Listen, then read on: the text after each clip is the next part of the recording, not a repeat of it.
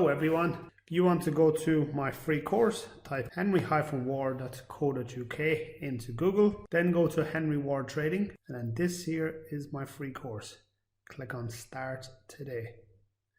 If you want to go on to the webinars that I do every Sunday and every Wednesday, click on Trading Academy and then click on Start Today. So this is the Trading Academy. This is the full training, the webinars, direct access to me, everything that you want. Hello everyone and welcome.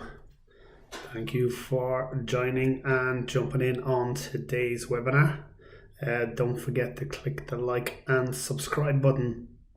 So we can't really look any further than Bitcoin.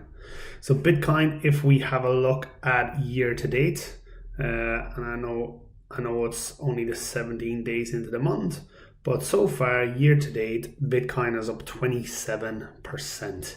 So it's up from 16,600 up to a high of 21,000, around up to 200.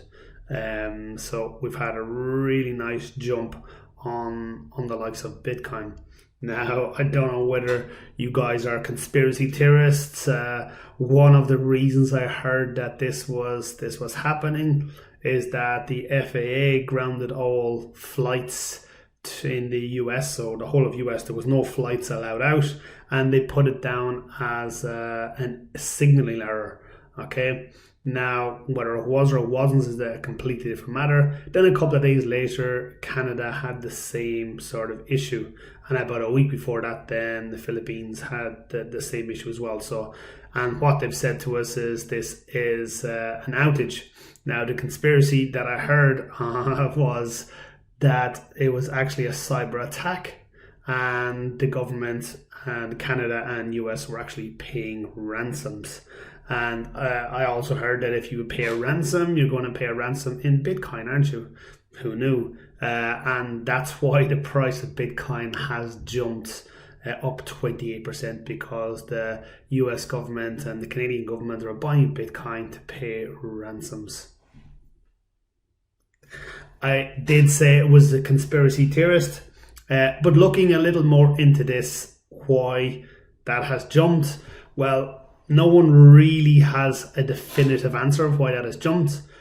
One thing that most people are expecting is the interest rate hikes that's been going on at 75 basis points or 0.75. That will probably drop down to 0.25. So that's given people a little more reason to invest, in the sense that, right, they don't expect interest rates to go up anymore. But again, that for me is not the catalyst. And then the other answer I got was, well, whales have just bought it. And that's probably the most realistic ones here, that whales see a little bit of value here at this particular point, and they've now jumped on it. And what's happened now is all of a sudden, it's after reawakening everyone in Bitcoin. The memes are starting again, and it will just see how it progresses. Now, if you look at the last sort of 6 months on the likes of crypto, we've had a pretty dire last 6 months. The last debacle was FTX going into liquidation. Gemini, the Voswinkle brothers, and another one are being sued because they have been given illegal returns to people and pooling people money together, which the SEC that is a big no-no from the SEC. I don't know whether anyone was looked at the Bernie Madoff Netflix video or thing, and that's obviously what's sort of happened. The SEC have turned a blind eye to it, and they're now massively investigating the likes of that. So there's loads of things going on at the minute, but this year so far, I know it's only 17 days in, it has had a really nice pump to the upside. Now, we're going to have a look at technical analysis here, but technical analysis goes out the window once whales, once momentum, once things like that happen. Literally out the window. Okay, so let's have a little look. So we have a pretty decent level through this area here. Okay, at say the 21,800, or just say 22,000, just to round it up a little bit. So we've a pretty decent level through that area, and it seems to be hitting that area and seems to reject it quite quickly. So 1, 2, 3, 4, almost hit it there, 5, and we're back at that particular point again. So 22,000 seems to be a pretty decent level. Now for me, if I'm looking to invest in this, or what I'm looking to do, is I would like to see a pattern happen. I'd like to see it hit there, come down to here, and then back up again. That's the ideal scenario. Or another potential scenario is the whales continue in here, they pop up, and then retest this 22 area. Okay, that would then give me a clear indication that it's making higher highs, that there's more buyers in here than sellers. Now, you can do one of two things. You could buy it here now and hopefully it runs, or wait till it retests. Now, if you're buying the underlying asset, there's not a whole lot of difference in it. The only difference is that it may hit here and then drop again. Whereas if it breaks and retest, there's much higher probability of it going up at this particular moment. So there's a big sort of, there's a buzz going on about BTC at the minute. You have had the indices or the stock market starting to push up. You now have crypto potentially starting to jump, and let's have a look at the other ones. See how they have fared with this last little jump. So with this, we had this sideways movement, and then it popped out. Now you will hear all this crap about people going, oh, you have a wedge shape, you have a downward descending triangle, blah blah blah, as expected. We've had numerous of those the whole way through this area, and it hasn't done it. It's given us false breakouts all the time. Look, we had a false one here. We had a big drop, moved sideways. It started to make higher highs and then dropped again. Here, sideways, it started making higher highs, then dropped again. So just be aware that this is a potential fake breakout. Okay, so this is the sideways movement, and it broke out of sideways movement. So just be aware that if you are buying into this, this is not quick money. We have to be in this with the sense that we're happy to stay in this over a long period of time. That's something you need to understand. We're not jumping in this to make a quick buck. Now, the idea is if a quick buck happens, brilliant. That's happy days. It's coincidental. It's a nice added plus. But the idea is if we're jumping into this, we're jumping in because we're happy to hold on to it at that particular price. If we look at ADA, again, also, we've had a nice little pop to the upside on this. Didn't really have massive levels down there. Well, on this chart, we don't. So I can't go there. If you can hear a car alarm, I do apologize. There's a car alarm just after kicking off outside, exactly when I don't want it to kick off. It's now stopped. Now you could go, well, Henry, look, there's a short on that there now, which you wouldn't be wrong.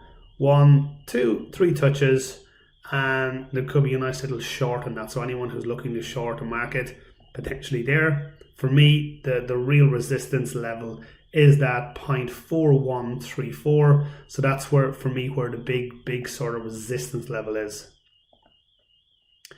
Ether. Well, look, Ether didn't actually come back down to the 992 level. It almost got back there and it popped to the upside. So it broke this sort of trend line, which is pretty cool. That's exactly what we wanted to do. But there are small levels through here. If you have a look at this one, there's a small level there at that particular point. 1, 2, 3, 4. And then 5. So we want that to retest here and then take off. Now again, these are levels we're finding in sort of a sideways movement, sideways market. So it's very easy to find these levels. Are they true key levels? That I don't know. It's not something that I can tell you right now this second. But there are levels there. There are opportunities at the minute, and it comes down to what your consensus is. Do you think this is now the beginning of the next upward trend, or are you just happy to buy at this level? Or do you think there's more momentum to the downside? Matic has been pretty decent in the sense that it sort of has held its own through this whole period. It did come down and hit these lows, but it has sort of held its own. It's sort of done what it's supposed to do as an asset. It hasn't had that capitulation like the rest of the markets have. Yes, it has dropped. Yes, absolutely, it has dropped. We can't deny from up here at the very high is 2.9. At the minute, it's 1. So we have dropped nearly 66%. Okay, so yes, but what's ever happened is from here, it's up what, nearly 300%, is it? If my maths is correct.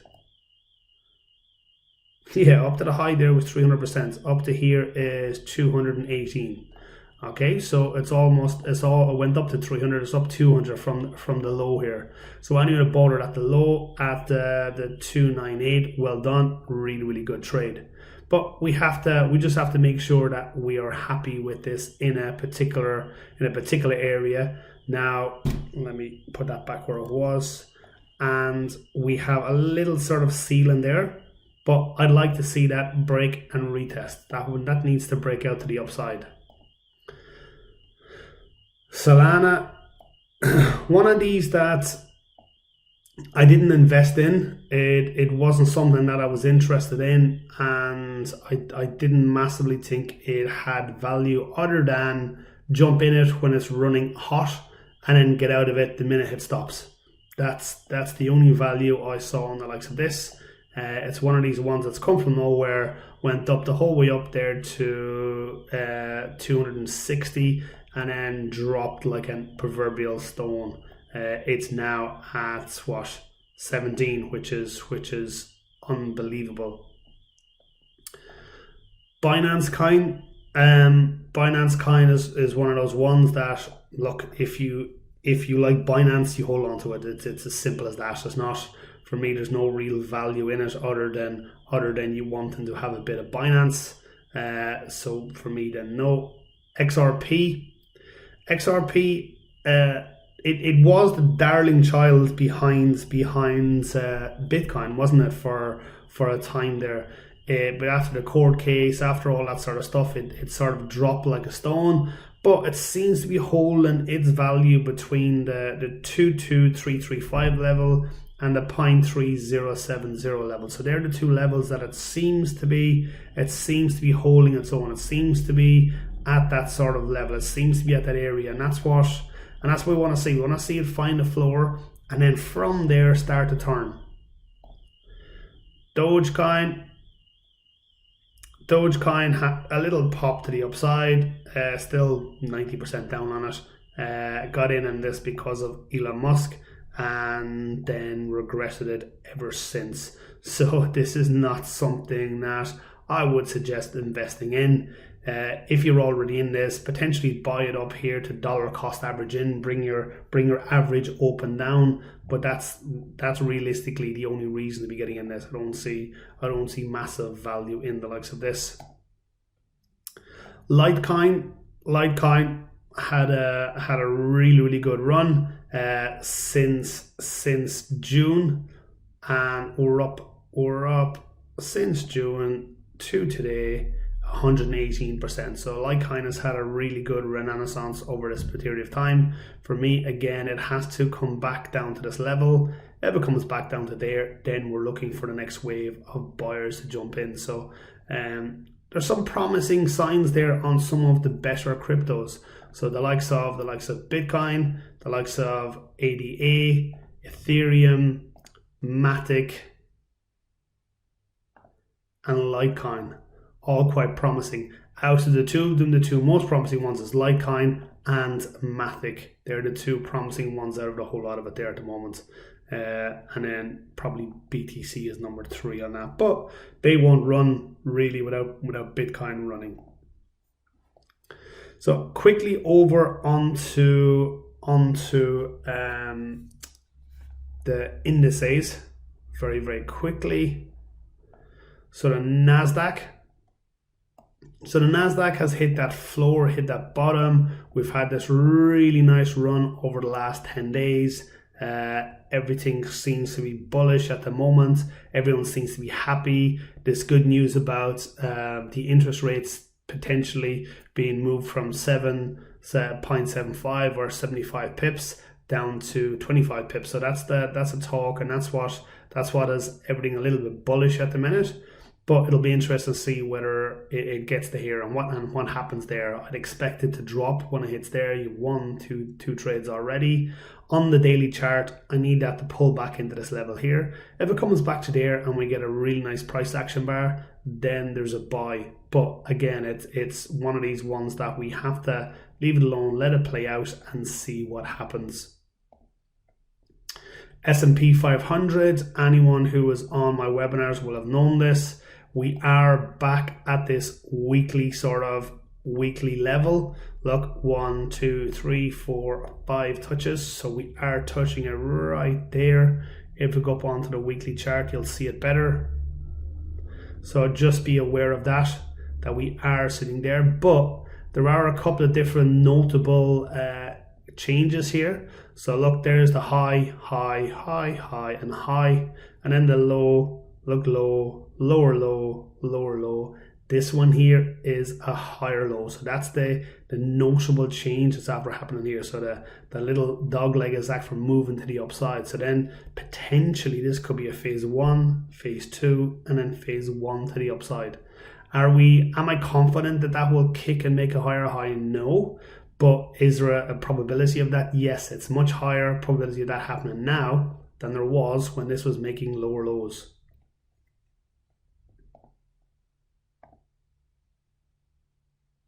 So on the daily chart, we are absolutely back at this level. Do not look to take this in any way, shape or form. Even when it gets up to here, I wouldn't be looking to take that as a short, even though I expect to have some sort of rejection there. Because this has made higher lows, we would expect this now to sort of make higher highs. That would be the ideal scenario here. But again, we're in a little bit of no man's land. This is not something where I want to be trading. So anyone who took Wall Street down here, well done, good trade, but we're now getting back up to this sort of double top. So it'll be interesting to see what happens when it gets there. The momentum is up, but we have had sort of an inside bar yesterday, which is not very promising for the market. The day before, look, the buyers pushed it up, then the sellers took over, and then the buyers took over again at the end of the day. So which means that there are sellers. Look at the big wicks here. So there are sellers in this market. So don't be afraid to. I wouldn't be a surprise to me if it hits here and then drops like a stone again. But just be careful at this particular point. German DAX, I really need that to topple over and come back to here, and then, or even this level, either or I'm happy with. And then at those particular points, we'll be looking to buy. French CAC, similar, has to come back down to these areas. UK 100, we talked about this particular trade here on a smaller time frame, and look, it's skyrocketed. We wanted to pull back, and we got a 1 bar pullback, entered on the 4 hour, and then took off. So anyone that took that, well done. Entry there, stop loss there, and popped up, and that was a 2.61 to 1. We had our take profit just inside that level, and it actually went up to 6.5 to 1. We'll just put it back where it was there. Daily chart. China, again, we've had a really, really good run. Again, on this, I needed to pull back. I needed to come back into sort of this level, and then we can potentially look at this, because look at this. Look at the bullish momentum on this. It's super bullish. That's exactly what we want to see. This is like COVID when the US government came out and started buying back bonds here. That's the kind of trajectory we're having at this moment on this. The run is absolutely phenomenal. May even come back to that trend line. Either or, I need some sort of pullback on this before we're jumping in. Aussie 200, there was a trade there. Again, a similar one on the 4 hour, a trade there as well. Anyone that took that, well done, really good trade. And that one hit a 3-to-1 almost instantly. So well done on that. Again, it was a 1 bar pullback. So we're looking at the smaller time frame to get in. It would have been super aggressive, but if you got into that and you stayed into it, which is there, you had 13.5 to 1 up. So well done. Anyone that jumped into that. Again, at this particular point, for me, when we're looking for a break and retest, that's the analysis there. That's where we want that to come back down to. If that happens, then yes, we're in this. Japan, we talked about Japan sort of bouncing here, and that's exactly what happened. Look, we had a trade there and everything, a limit order. Well, it was actually, I think there was a bar there, if I'm not mistaken. Did we have a bar? Yes, we did. We had a bar. We talked about on one of the webinars, was it Sunday, we talked about this, and we had to put a stop loss down here, similar, and I put this as a 1.78 to 1 because that's the high there. And the reasoning behind this was all the other markets are up. This had 2 selling days. It's come back to this level, and I expected some buying power at this particular point. Let's see if that goes up and hits that take profit now or not. But at the moment, we are 0.9% up. For me, if I was trading this, if I was in this, I'd be moving my stop loss to break even. Absolutely, there's no need to take a loss on this. I'll be moving it to inside break even. So whatever your rolling charge is, so just say your rolling charges are £5, I'll be putting this about 10 quid in profit and then leaving it to run. And we'll just do oil and gas.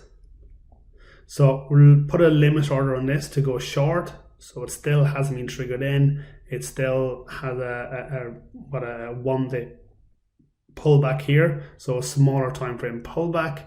But it'll be interesting to see what happens at this particular point. Bounce, bounce. Let's see if it triggers in and then triggers out. Our stop loss is up here, and it's a 1-to-1 trade. But is this a high probability trade? No. But again, the overall momentum is down. So yes, there's a trade there. Natural gas is slowly starting to turn. We looked at this on the 4 hour. It was massively overextended. We did have that trend line 1, 2, 3, 4, and from the webinar I talked about do not under any circumstances take a trade there. We'll put that trade in just to show you what happens if we take that trade short. There is no trade for me there at all. Risk reward here is really insane, but again, what's that? Nearly 10-to-1. Or sorry, 4.6-to-1. Okay, so the risk reward is really good on this, but for me, no, this is not a trade. But we'll leave it there just so tomorrow or Sunday that will have played out already, and we'll see how that runs. Okay, everyone, it's been an absolute pleasure. Make sure you like or subscribe to the channel if this was helpful. And if anyone ever wants any help, whether it's one-on-one coaching, whether it's a chat about the markets, reach out to me at contact@henry-ward.co.uk. Thank you very much. Bye-bye.